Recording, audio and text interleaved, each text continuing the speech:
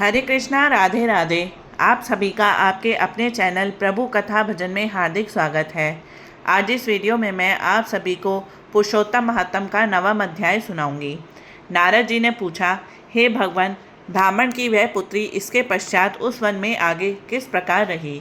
उसका विवाह किसके साथ हुआ और किस मुनि ने उसका विवाह संस्कार कराया? श्री नारायण बोले, पिता के शोक में डूबे रहकर इस प्रकार बहुत सा समय बीत गया। एक समय सहसा उस वन में महाक्रोधी दुर्वासा ऋषि उसके निवास पर आ पधारे और उसकी यह दीन दशा देखी। उनका सिर महादेव शंकर की भांति जटाओं से ढका हुआ था। श्री कृष्ण अर्जुन से बोले, ये दुर्वासा वही ऋषि हैं जिन्होंने तुम्हारी माता की पूजा से प्रसन्न होकर उन्हें देव आवाहन शक्ति प्रदान की थी। एक बार रुक्मिणी के साथ जाते समय मैंने उन्हें रथ में बिठा लिया था। मार्ग में दोनों को प्यास ने सताया। रुक्मिणी ने अपने सूखे अधरों और तालू को दिखाकर मुझे जल लाने को कहा।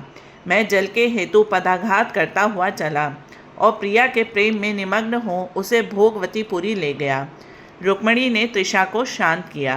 महर्षि दुर्वासा को तत्क्षण ही महाक्रोध उत्पन्न हुआ और प्रलय अग्नि की भांति उठकर उन्होंने शाप दिया, हे कृष्ण, तुम सदा अपनी प्रिया के प्रेम में निमग्न रहते हो।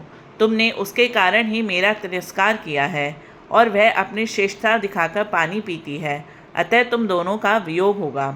उनके तीर्थों के जल से जिनकी जटाएं भीगी रहकर जिनको सुशोभित करती है, ऐसे ही महान तपस्वी महर्षि दुर्वासा को उस ब्राह्मण बालिका ने देखा। तब वह अपने शोक विठ्ठल मुँह को ऊपर उठाकर ऋषि को नमस्कार करती हुई उठ खड़ी हुई और उन्हें अपने आश्रम में ले गई। अपनी कुटिया में महर्षि दुर्वासा का अर्घ्य, पाद्य और नाना प्रकार के जंगली फूल फलों से आतिथ्य करके वह बालिका विनय करती हुई बोली, हे महाभाग, अत्रि गोत्र कुल के सूर्य, आपको मेरा नमस्कार है।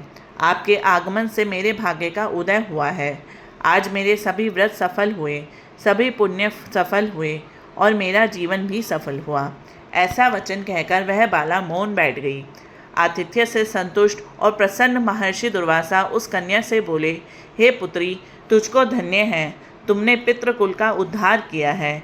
यह मेधावी ऋषि की श्रेष्ठ तपस्या का ही परिणाम है। मैं कैलाश से तेरी धर्मशीलता जानने के निमित्त ही आया हूँ। अब मैं जल्द ही बद्रिकाश्रम पहुँचूँगा। वहाँ श्री बद्री नारायण के दर्शनों की इच्छा से जा रहा हूँ। महर्षि दुर्वासा को संतुष्ट और प्रसन्न देखकर ब्राह्मण बाला कहने लगी, हे ऋषिराज, आपके दर्शन पाकर मेरा दुख का सागर सूख गया। भविष्य में भी मुझे अपने शुभ की संभावना दिखलाई देती है। हे कृपालु, क्या आप इसके विषय में नहीं जानते? कृपा करके इस अग्नि से मुझे बचाइए। हे तपस्वी, शीघ्र ही मुझे उचित उपाय बताइए। मुझसे विवाह करने की कोई भी इच्छा क्यों नहीं करता? इससे तो मैं शूद्र हो जाऊंगी। इसी भय से मैं सो नहीं पाती, भोजन की इच्छा नहीं होती। हे मुनिराज, अब तो मृत्यु के अतिरिक्त और कोई मार्ग नहीं सूझता।